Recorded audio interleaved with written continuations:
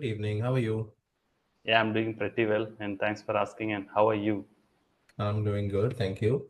Welcome back. So nice to see you again. Nice to see you. And whenever I see you, I feel an amazing vibe. Yeah. All So, how was right. the day? Pretty lazy, honestly. Hmm. What about you? How has your week been? Yeah, the day was good, and I went through some English stuff, and I went outside on my personal work, and I just came back home just now. Yeah. Okay, lovely. So, ready, focus for the session? Yes, I'm ready, and I also come with few questions this time. Lovely. Let's start. Sure, and this time I would like to know about your English journey. Okay.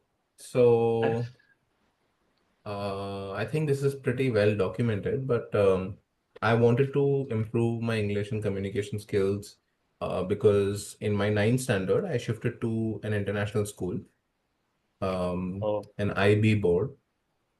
And yeah, I saw that a lot of my classmates were speaking fluently in English because they come from schools where English is the primary language they communicate. And I came from a school where Hindi and a lot more regional languages like Gujarati were more common, you know.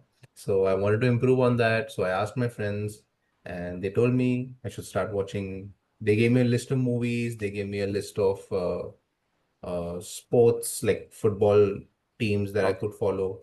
And once I started doing that, I just fell in love with it and I wanted to learn more and more every day. So it was from your school days, from ninth standard. Yeah, that was the trigger. But after Okay. that, it came naturally to me. It felt natural. It felt like I felt happy and rewarded that I was learning more and more things every day. Okay, great. And what helped you improve your English the most?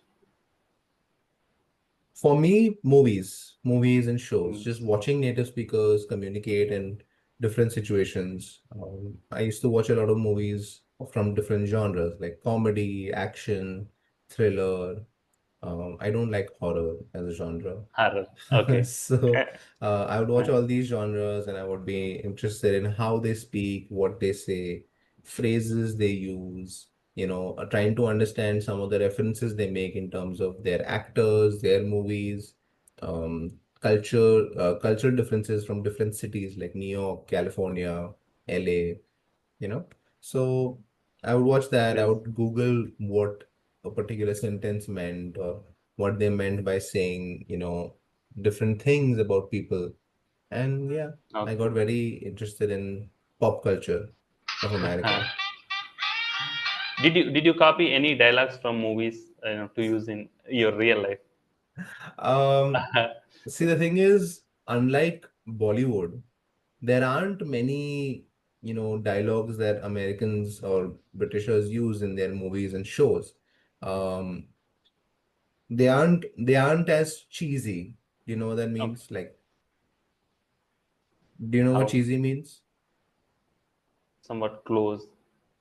No, cheesy as in like you've seen that movie Dawn, right? In Bollywood, where he Yeah. says that बारह मुल्कों की police उसको नहीं पकड़ Mm-hmm. Pi. I don't remember the Okay. Yeah. dialogue, right?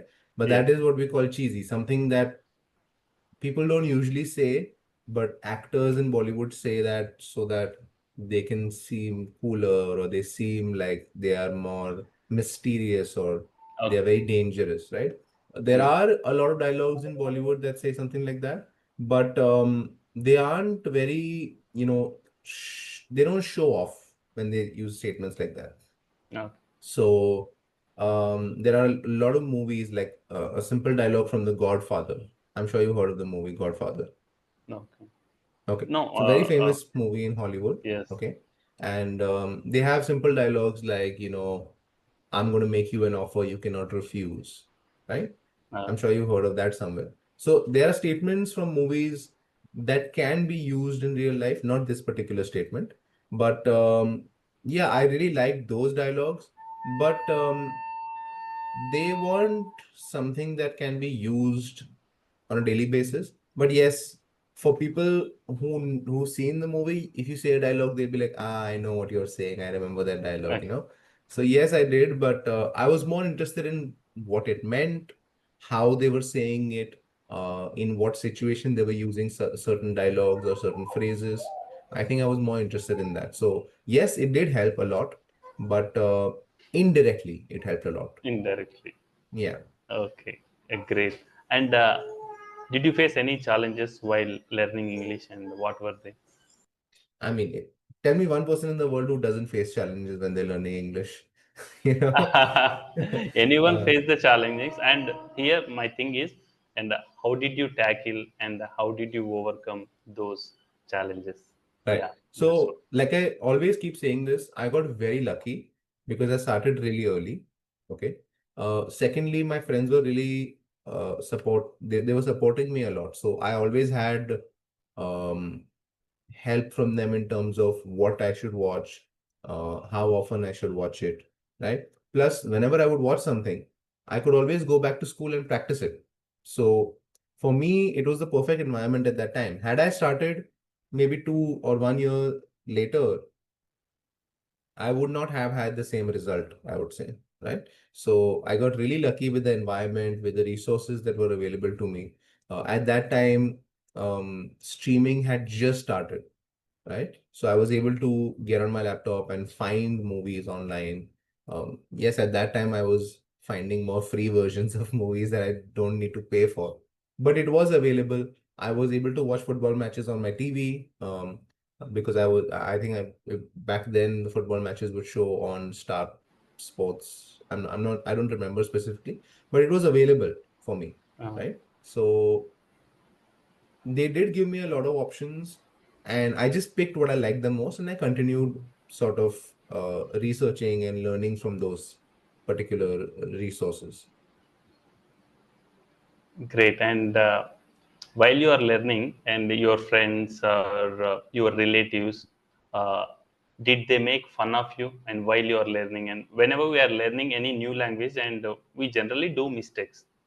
It's a common, and mistakes are very common in learning process. So, did Hmm. anybody make fun of you while learning? So, how did Definitely, you took that? How did you definitely they take that? did. But I'll be honest, I was a little dumb back then. So even if Uh-huh. somebody insulted me, I would not understand they were insulting me, you know. So they would say a lot of things. There were two groups of friends. Someone would make fun of me for trying to get better at English or trying to imitate an accent. But then there are other people who would say that, hey, maybe this is not the right place to do this. Maybe this is not the right word to use in this situation. So I had both sides. So luckily I was very positive about it. I was more see, there are people who learn English because they want to show off or they want to look better. And there are people who learn English because they're excited about learning a new language. They're Yes. excited about what they can do with this language or how they can communicate with a new set of people. And I was in the second group, I was more excited, I was more curious. So when someone would say something bad, someone would discourage me, I wouldn't take that very seriously. Yes, I would feel bad. Obviously, I am human.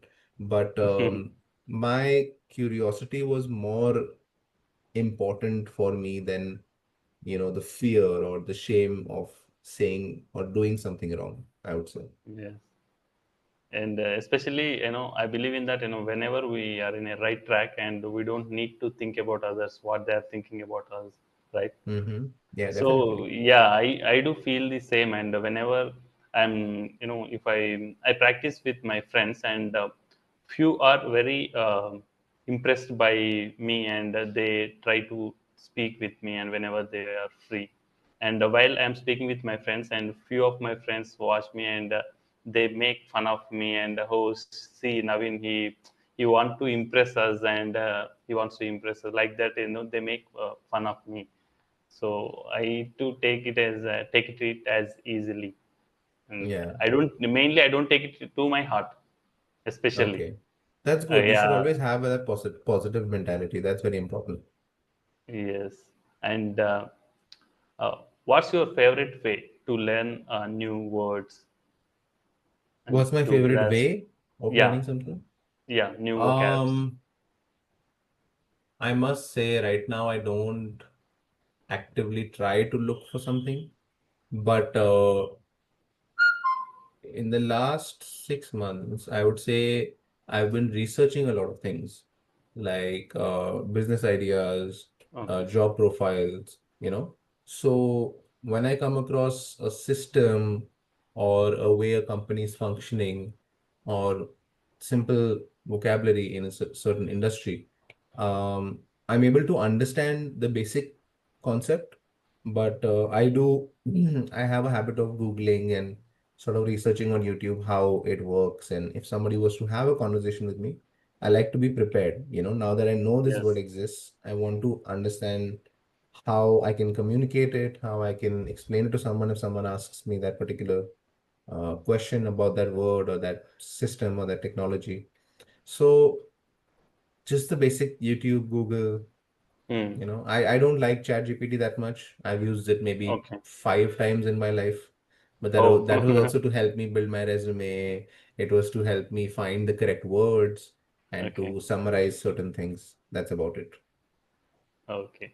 And whenever you find new word while reading any passage or when you're reading a newspaper, and how you will try to remember that, and you will just read and you go to the next line, or whenever you encounter any new word, and how you will remember that. See, at in the last 1 or 2 years, I feel like I've whenever I've read something or I've seen a video where someone's using a word, um, I have understood 90% of it, right? Okay. Great. So I think I've gotten to a level where it's very like the frequency of coming across new words is quite low for me, right? Oh. There are words that I don't use at all in my vocabulary, but I know what they mean. But when someone else uses it, let's say I'm watching a video where someone is analyzing a football player, right? Their Okay. strengths, their weaknesses, how they move on the football field, right? So when I come across that word, I know what it technically means, especially because when they're saying it in a sentence, I've seen the player, right? Okay. So I kind of know what they're trying to say, right? So this is an issue that I used to have back when I was learning, when I was new to English. So when I was around 19, 20, I would come across this problem a lot. And for me, it was Okay. not like I would write it down in a book or something. I would just Google it. I would pause the video or I would stop reading what I was reading. I would Google it. I would see what the definition means. In Google, you also have examples where they use it in a sentence, Yes. right?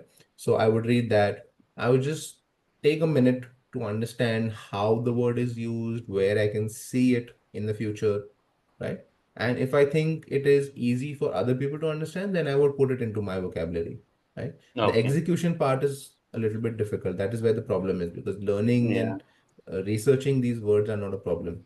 The problem most people face is when you come across a new word, how do you naturally use it in a sentence when you're talking to your coworkers or professionally speaking, right? Yes.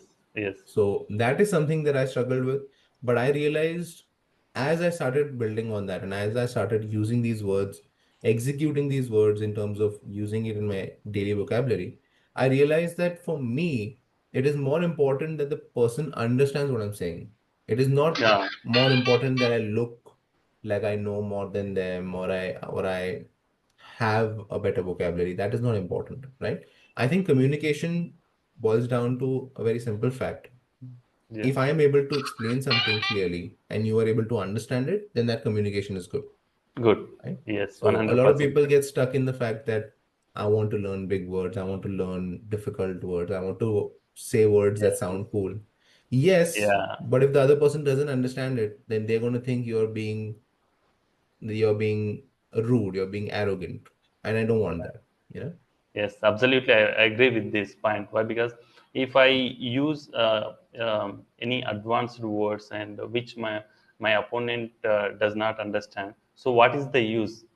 Yeah. So if I use a basic word and the communication will good, and I can pass the message easily, and I can pass the subject. I can convey the subject.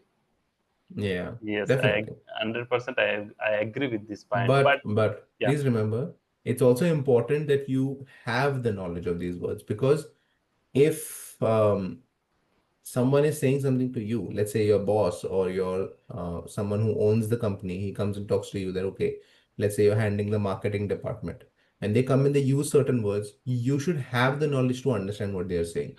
Yes. Okay, because they may not have the same definition of communication as you. So for me, that was important. That is exactly why I did the Googling. And even though I realized I have to keep it simple, it helped me understand other people when they were saying certain things. Yes. So we should learn, but we should not show off, especially. Definitely. We should Y- control, and we should set a baseline of communication where this is the level of English that we generally talk at. So a lot of books do this. They'll say, I mean, they don't say it outright, but it is very obvious when there are people explaining concepts, explaining psychology, explaining certain complex topics, they decide what level of English they want to communicate it. Okay. Okay. That's why you will see people who are doing PhDs, they are using textbooks and they're using syllabus. They're using the words that are very difficult for common people to understand. But they Yes. know that the books are targeting experts. So they know they are comfortable with that.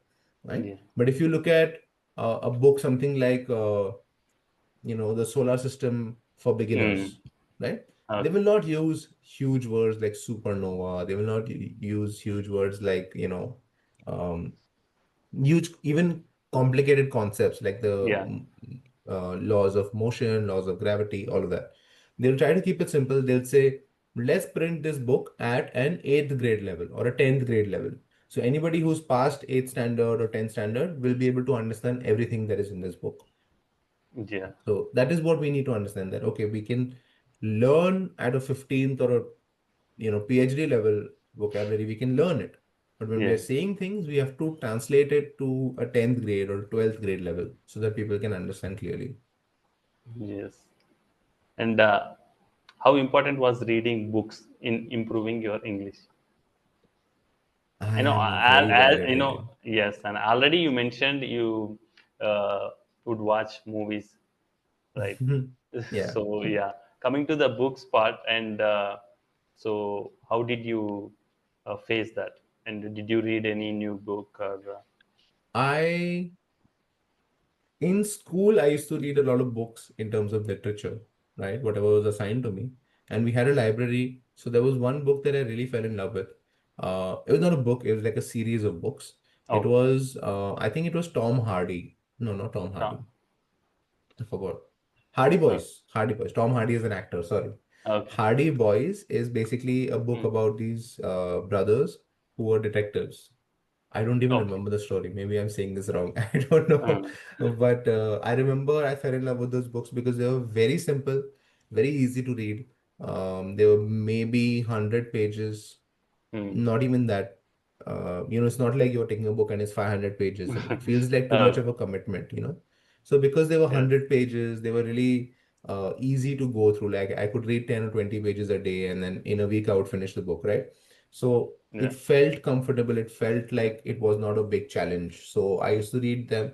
I think in school I read five of those books, but after school I didn't really have a fascination of reading books. Um, in the middle, when I was around 24 or 25, um, this is 2017, if I'm not wrong, the year no, 2017 or okay, 2019, mm, 2018, maybe somewhere. So at that time, I started reading self-help books to understand how conversations work, how I can, uh, you know, more business related. It was not okay, much of a communication, but it was more business related. But in business also, there's a very important chapter on how to communicate your product or how to explain the benefits of something you're yes, offering to other people. So it did help me, but in general, when I try to read a book, I just fall asleep. So it's not something that I would love to be a book reader, but I um, don't think my body allows it. yes, I can almost it happens with everyone I can when we probably read change that, everything. but I'm a little lazy about it. Uh, Great. And even I am also, whenever if I open any book and I can read for 15 minutes, and after that, I will go to sleep. I don't know why, but whenever I watch any movie and I'll finish it. Yeah, So so for me, I think the problem is I'm physically very lazy, right? So even though I'm sitting at a study table right now and I'm sitting upright, when I'm Yeah. watching a video, I don't read books, but if I do read books, I'll probably want to lie down. I'll probably want to, I'll pull this chair back and I'll sit Proper. aram Yes. se, So when that happens, that Yeah. laziness kicks in and then I feel a little bit sleepy. So I blame myself for this. I'm not blaming Hmm. anybody else for it, but let's see. Hopefully, I'll be able to change that. And the Okay, finally, Naveen. yeah, finally, last question. Yeah. One last question. And what advice would you give to someone just starting to learn English? Just experiment as much as you can. Find new Okay. movies, books, shows, podcasts, YouTube channels, whatever works for you. My friends told me to read books, watch movies, Hmm. watch football. They told me to watch the reality shows like, Reality shows. um, Britain's Got Talent, Okay. um, some singing shows. I don't even remember, right? How we have an Indian Idol, right? Hmm. So Yes. they gave me advice that go watch those shows. But I tried everything, but I didn't like some of them. I really loved football, so I kept watching football. So find something that you like, find something that you'll keep following. It's a good Yes. way to develop new interests. It'll give you more general knowledge topics to have conversations with strangers. And Yeah. obviously the English part as well. Like it'll teach you how to talk, how different people their body language changes when their emotion changes. When someone's angry, they're really, moving around. When they're calm and they're talking about business, their volume, how they talk, how they communicate, that is also very important. So just keep experimenting, find things that you love, and then keep following those Yes. things. Yeah, great. And we should not force ourselves while we are learning. And we should find a chapter, or we should find a way which we love the most, right? Definitely. Yeah. Yeah. So that curiosity, that love will automatically Mm. motivate you to keep doing that. And Yes. as long as you keep doing certain things, follow certain hobbies, it will show improvement in the future. And Yes. it will help new learners to improve their skills and to improve their English skills. And I not feel. just improve in a boring or tiring way. It should be exciting. It should be a fun journey, I'll say. Yes. Yes. It should be a fun journey. Yes. Yeah, Absolutely, I agree. definitely. Yeah. All right, Naveen. I'm so sorry to cut you off, but I think we're Yeah. over time. Thank you Sure. so much for all these questions. You're very sweet. I love your energy. I love your excitement about these sessions. And I hope you'll have some more questions when we meet next time. Sure. And thank you. And thanks for this session. And have a great time. Bye Yes, you too. Have a nice week. Bye bye. bye.